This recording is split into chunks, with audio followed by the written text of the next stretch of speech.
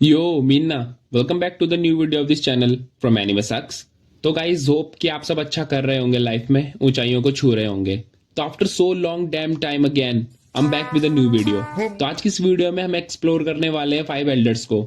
हम लोग बात करेंगे उनके पावर लेवल के बारे में, उनकी हाकी के बारे में और उनके डेविल फ्रूट्स के बारे में, जो शायद डेविल फ्रूट्स नहीं बल्कि कुछ और है।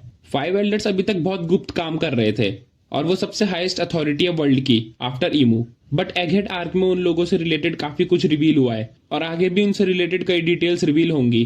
तो without wasting any even a second, let's get started.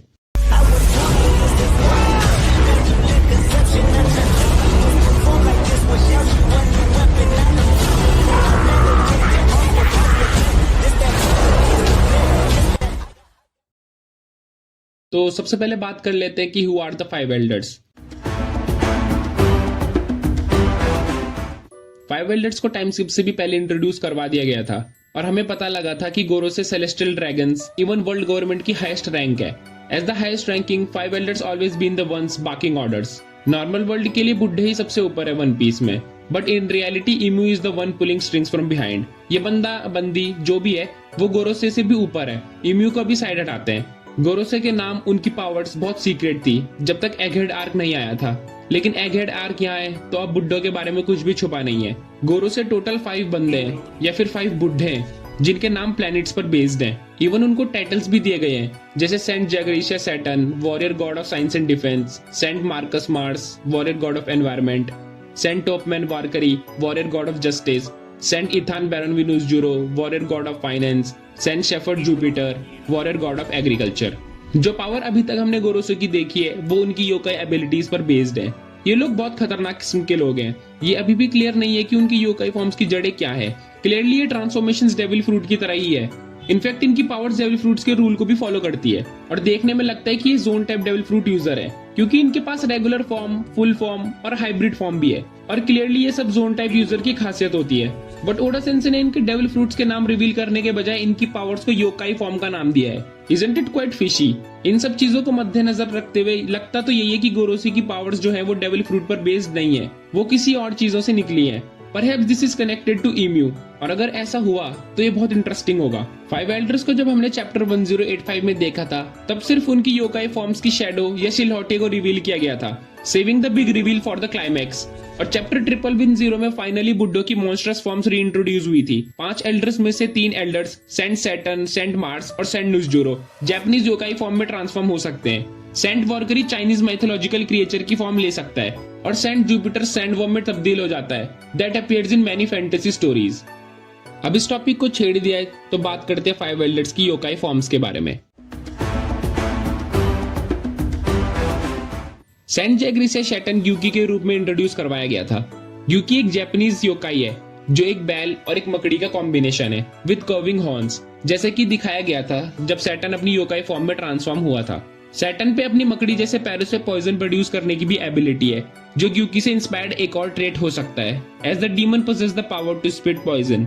On the other hand saint Marcus Mars को इंट्रोड्यूस करवाया था एज इत्सुमादे, जो एक और जापानीज योकाई है that takes the form of a disturbing bird like creature. इत्सुमादे जो क्रिएचर है उस पे ह्यूमन जैसा फेस, एक कर्व्ड बीक और नुकीले दांत हैं। इसके साथ साथ इस क्रिएचर पे तेज पंजे, पंख और एक लंबे सांप जैसा शरीर है और कहा जाता है कि ये अपनी चीख मात्र से ही इंसानों में डर पैदा कर सकता है। चैप्टर 1010 में सेंट मार्स को हमने लेवरफेस पर हमला करते हुए देखा है, बाकी इसकी पावर से रिलेटेड और ज्यादा इन्फॉर्मेशन नहीं है। Meanwhile Saint Ethan Baron विनूस jure एक जापानीज योकाई फॉर्म में ट्रांसफॉर्म हो सकता है, कॉल्ड बाकोत्सु। बाकोत्सु एक हॉर्स है जिसका जन्म तब हुआ था जब उसे जलाकर मार दिया गया था।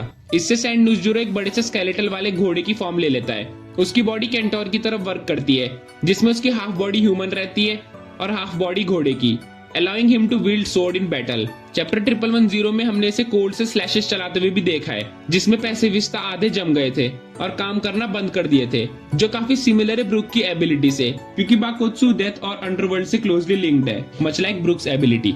As for saint Topman Warcury, वो एक चाइनीज माइथोलॉजिकल क्रिएचर में बदल सकता है, नोन एज फेंगजी, जो कि एक 2 सर वाला बोर है। ऐसा कहा जाता है कि ये मॉन्स्टर बहुत क्रूर है और ये कॉन्टिन्यूसली लोगों को डराता रहता है। वैसे सेंट वॉरकरी की शक्ल भी सुअर जैसी ही है, बट उसका एक ही सर है और बड़े बड़े दांत हैं जो उसकी मूंछों को मिमिक करते हैं। Lastly Saint Shepherd Jupiter, sand Shepherd Jupiter की मॉन्स्टरस फॉर्म है एक बड़ा सा sand worm that may be inspired by Mongolian death worm. इस मॉन्स्टर ने और भी कई मॉडर्न फैंटेसीज मूवीज को इंस्पायर किया है, including the sand worm from Dune. Chapter 1110 में सैंड जुपिटर एगहेड में जमीन के नीचे घुस जाता है, और अगर वो सच में मंगोलियन लेजेंड पे बेस्ड है तो उसके पास सैंड सैटर्न जैसे पॉइजन भी हो सकता है।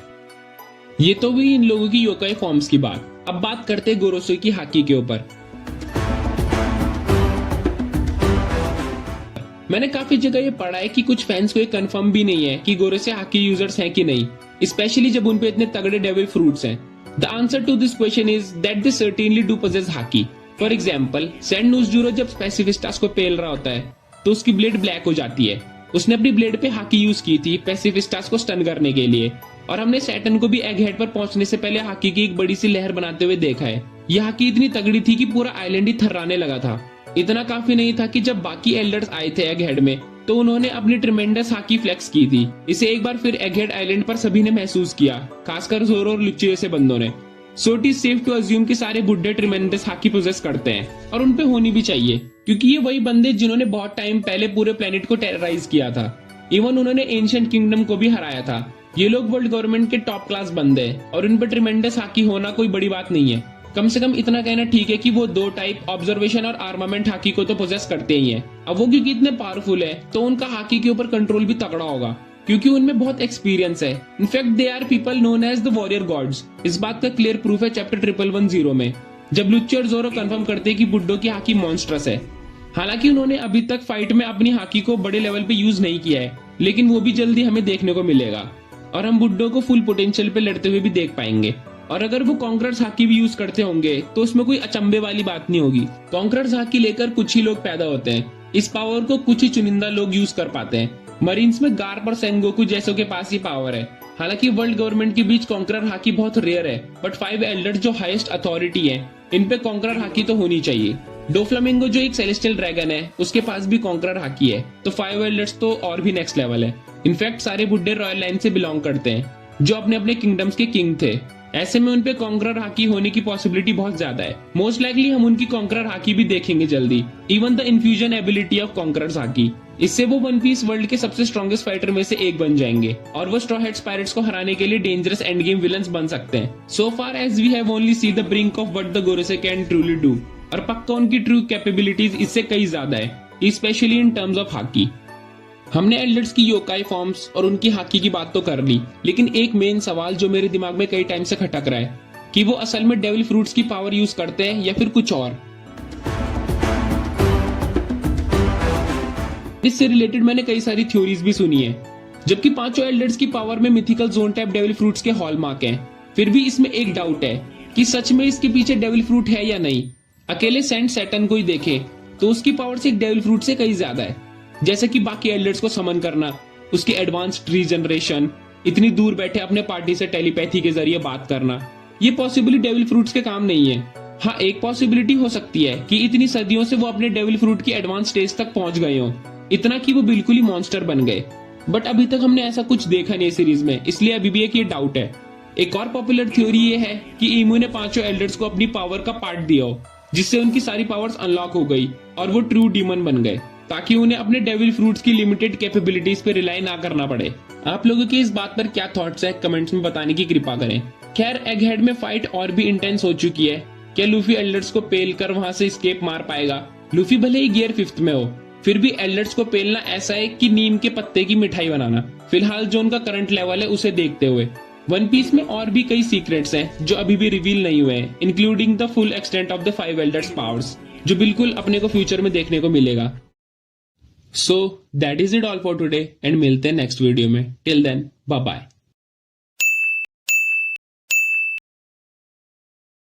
बॉयज, पिछली शॉट में एक बंदा कुछ ज्यादा ही बोल रहा था कमेंट्स में, चलो उसे पेलते हैं, हम भी बनेंगे इंटरनेट के गैंगस्टर्स।